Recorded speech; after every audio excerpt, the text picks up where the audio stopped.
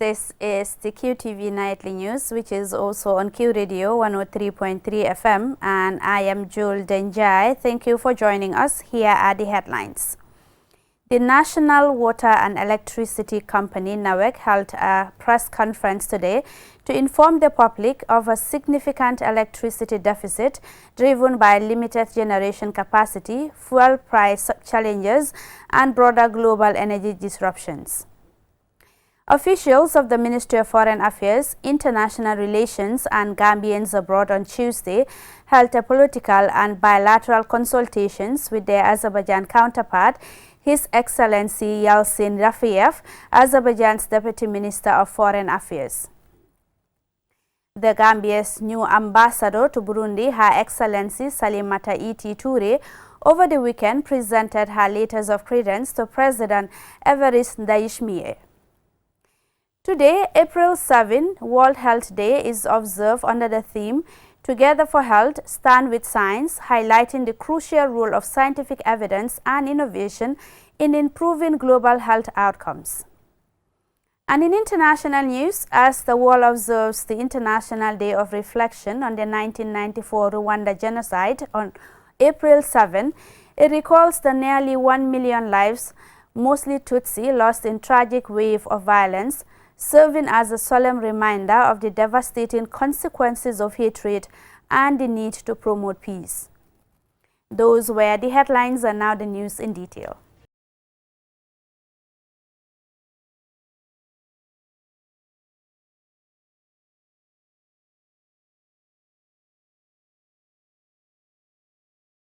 If you're just tuning in, this is the Qtv Nightly News. The National Water and Electricity Company, NAWEC, held a press conference today to inform the public of a significant electricity deficit driven by limited generation capacity, fuel supply challenges, and broader global energy disruptions, leading to power outages across parts of Greater Banjul area and the West Coast region. Usman Jata reports. Recent power outages by NAWEC have disrupted daily life across parts of the Greater Banjul area and the West Coast region, leaving households and businesses struggling to cope. To manage the situation, authorities said they introduced a load shedding schedule on April 2nd to address the electricity shortfall. NAWEC's Managing Director Gallo Sadi addressed and clarified public concerns regarding the load shedding exercise. The load shedding that was published the last time and implemented was due to some technical problems in terms of the power that is coming into the country. So because of that, we had to, our consumption demand was higher than what we are getting, including even our local generation. So we had to load shed. And that was why that was out there and is still out there.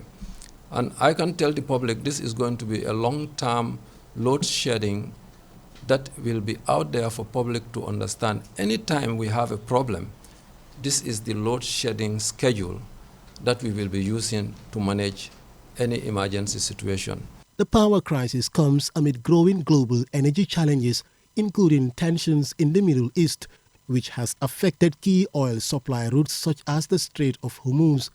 The Gambia, like many countries, is increasingly feeling the impact of these disruptions. Sadi dismissed claims of favoritism in this shedding process. Where you have our boreholes, we try to prioritize them because if water is affected, we have double problem, right? So the lucky ones that are within those feeder lines will be on. So it's not a favoritism. Also areas like the hospitals, we need to prioritize. Currently, national electricity demand stands at 106 megawatts, while NAWEC generates about 78 megawatts from conventional sources. Chief Operating Officer for Electricity Patisau and Operations and Planning Manager Sana Gomez provided further insights into the country's capacity and how the load shedding schedule is being managed. Our intention is to ensure that at least electricity flow 24/7.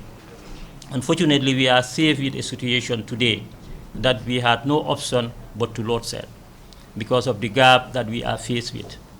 The generating capacity against the offloading, there is a gap, and you cannot shut down everything or supply everything. What you can do, you rationalize what is available. The available capacity is around 78, but then the demand, the peak demand, is at 106 meg.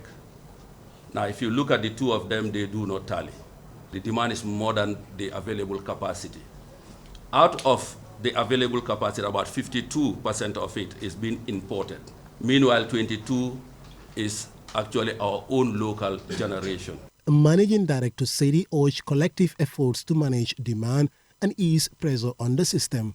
The problem we are having today is not just a Gambia problem, it's a global problem.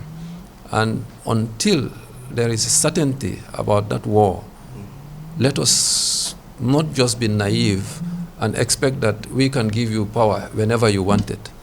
It's not going to happen.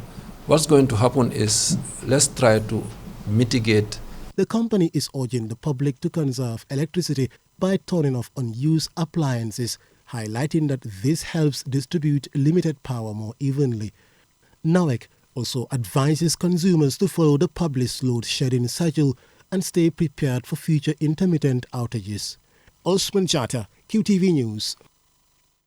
Officials of the Ministry of Foreign Affairs, International Relations and Gambians abroad on Tuesday held political and bilateral consultation with their Azerbaijan counterparts, His Excellency Yalcin Rafiev, Azerbaijan's Deputy Minister of Foreign Affairs. Ansmana Esonyasi has the details.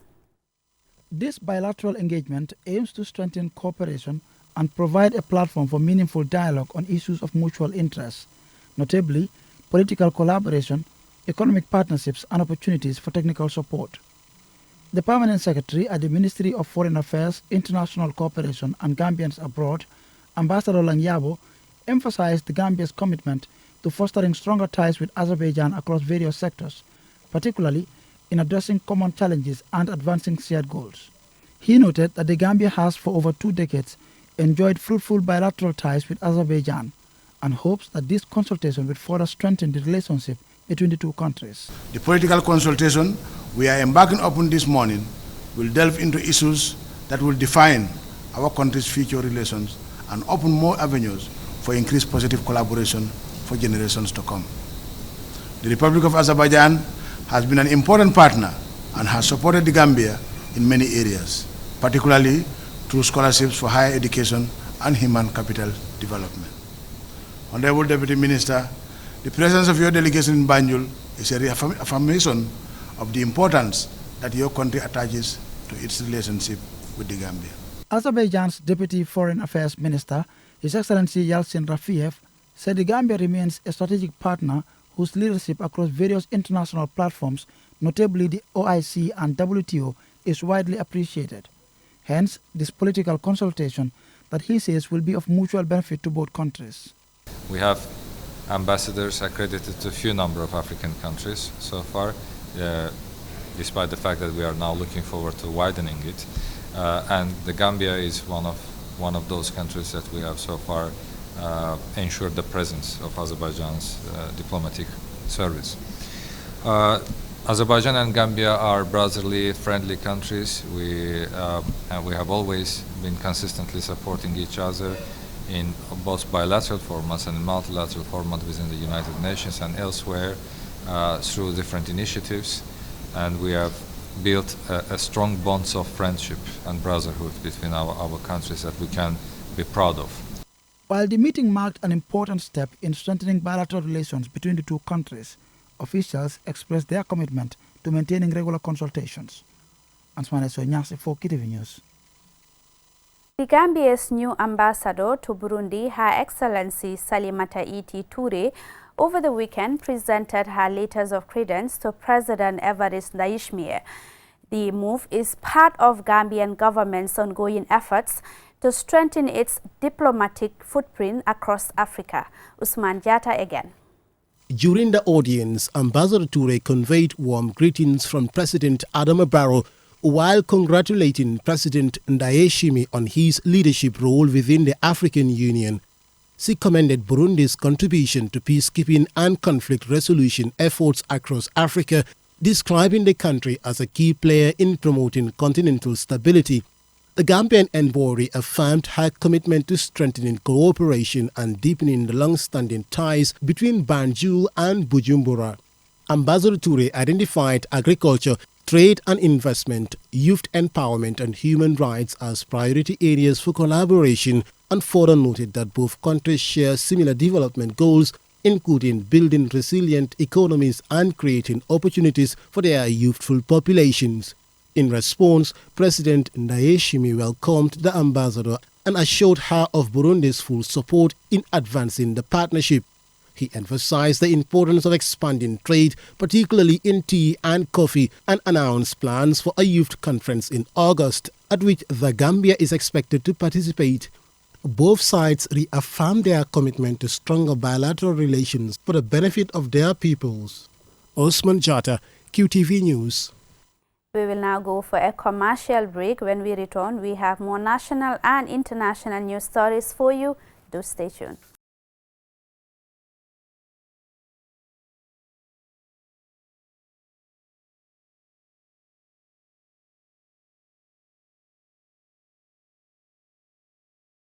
Welcome back, and this is QTV News, and I am Jul Denjai. Now to the rest of our stories.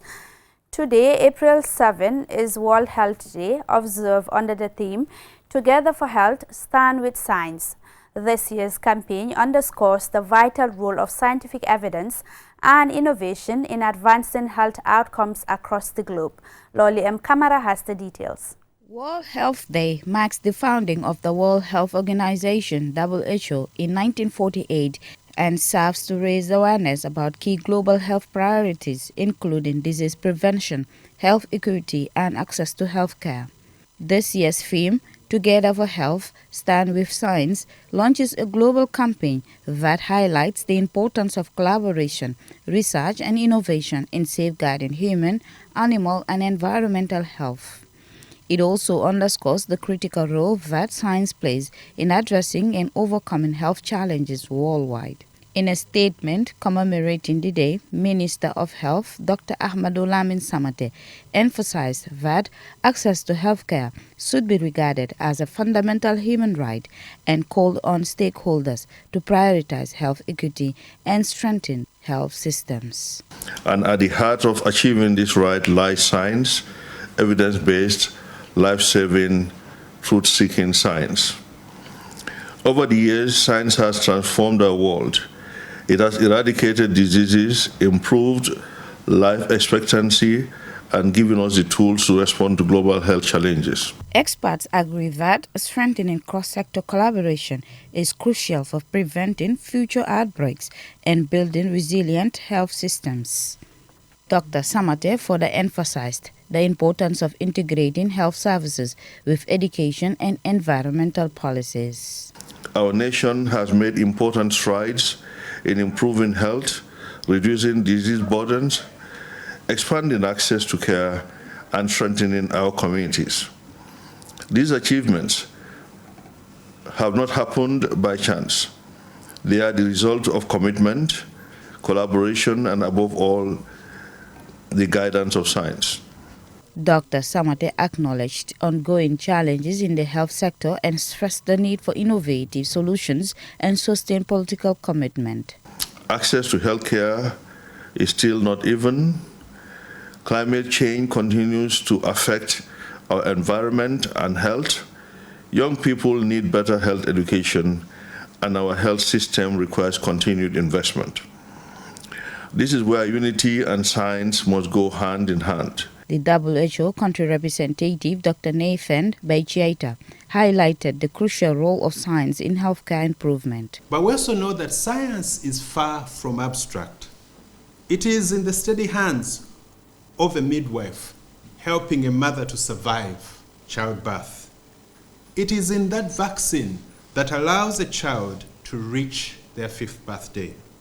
It is in the data that alerts us to an outbreak before it spreads too far. Therefore, to stand with science means making deliberate, evidence-based, sustained investments in the health systems. Dr. Bacheita also highlighted recent progress in the Gambia's healthcare system, including expanded vaccination coverage, improved maternal health services, and increased community engagement. Together, governments, partners, and communities must stand with science, invest in innovation, and strengthen health systems to build a healthier, more equitable future for all, leaving no one behind. For QTV News, Loliam Kamara. Still on health matters, as the world marks World Health Day, today the Ministry of Health, together with its partners, highlights the critical importance of scientific research and cross-sector collaboration in building stronger health systems and improving public well-being. Loliam Kamara again.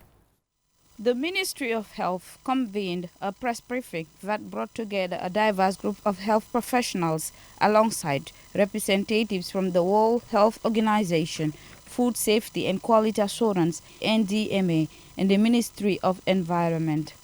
The event aimed to highlight the significance of World Health Day and foster stronger partnerships among government agencies, development partners, and the media. Dr. Usman Sise, Deputy Director General of Animal Health, Momodu B.K. Sise, Interim Director of Operations at NDMA, and Momodu Ba, Director General of FSQA, all emphasized the importance of adopting a proactive approach rooted in scientific evidence. Science tells us that we cannot protect human health in vacuum. With over 75% of emerging infectious diseases originating in animals, our frontline work in monitoring livestock health and husbandry is not just about animal health and welfare. It is a primary defense for the Gambian populace and humanity. Emergency threats do not respect borders, institutions, or mandates. They require us to break down silos and embrace interagency collaboration. The One Health approach is a key to strengthening these partnerships that we are building on a day-to-day basis, and also it will streamline and also prioritize our interventions so that it will reduce some form of duplication and repetitiveness in the way and manner in which we intervene. Daifatu Job, Deputy Permanent Secretary Technical at the Ministry of Environment, convened the ministry's commitment to integrating environmental considerations into public health strategies. During the Q&A session, journalists asked about measures to ensure health policies in the Gambia are evidence-based, as well as WHO's support in strengthening such practice within national frameworks. Ministry of Health ensure that the policies are guided by the data we are collecting in terms of surveillance, vaccination, and other programs, even laboratory diagnosis. The data we are generating, that data is used to guide our policy. That is the scientific evidence we are using to guide our policies at the Ministry of Health. We don't enforce, but we support the ministry to make sure that these mandates are carried out. In research, we build capacity on data management. We train Ministry of Health personnel on new platforms for data so that when those data are collected, it can be analyzed and then used to pay advocacy to the ministry to see what they should do and when they should do what. As the country joins the global community in observing this significant day, stakeholders are encouraged to continue collaborative efforts guided by scientific principles to build a healthier, more resilient society. For QTV News, Loli M. Kamara. Coming up next is international news.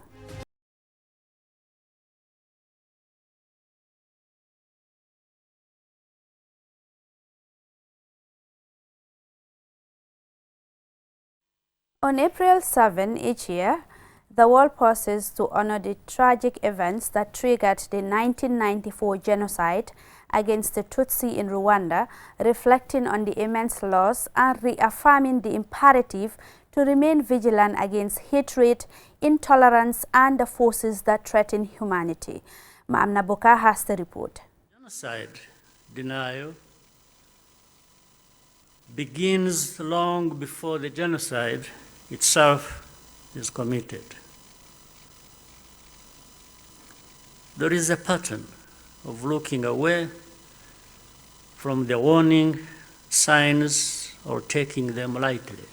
That was Rwanda's President Paul Kagame speaking at today's commemoration. The 1994 Rwanda genocide, considered one of the darkest chapters in modern history, was not simply a spontaneous outburst of tribal violence but a meticulously planned campaign born from tensions that had been cultivated for decades by Belgian colonial policies. The ringleaders were convicted in international courts with rigorous evidence. During their rule from 1916 to 1962, Belgian colonial authorities favored the Tutsi minority over the Hutu majority, thus creating a rigid ethnic divide where none had strictly existed before. Upon granting independence to Rwanda in 1962, Belgium left behind a deeply polarized nation governed by a Hutu power ideology that utilized the very same colonial ideologies to marginalize Tutsis. This eventually spilled into unimaginable violence on the night of April 6, 1994, when a plane carrying then Rwandan President Juvenal Habyarimana, a Hutu, was shot down over Kigali. The attack killed everyone on board, including Burundian President Cyprien Ntaryamira. Burundi's current president, Evariste Ndayishimiye, marked the occasion with the laying of a wreath in honor of its slain president. Though the perpetrators were never definitively identified, Hutu extremists immediately blamed Tutsi rebels, and within hours, roadblocks were erected across the capital. Over the next 100 days, the nation was steeped in violence. Over 1 million Tutsi, as well as moderate Hutu and others who opposed the massacres, were systematically murdered. An estimated 250,000 to 500,000 women were subjected to sexual violence, and approximately 75,000 children were orphaned. Despite peacekeepers on the ground and clear evidence of the atrocities, the international community largely failed to intervene, withdrawing most troops as the violence escalated.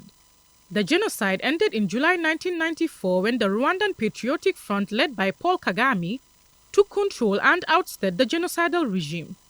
Today, on the 32nd International Day of the Reflection of the 1994 genocide, Rwanda lights the eternal flame Urumuri Rutazimya at the Kigali Genocide Memorial, marking the start of the 100-day national mourning period Kwibuka, which will conclude on Liberation Day, 4th July.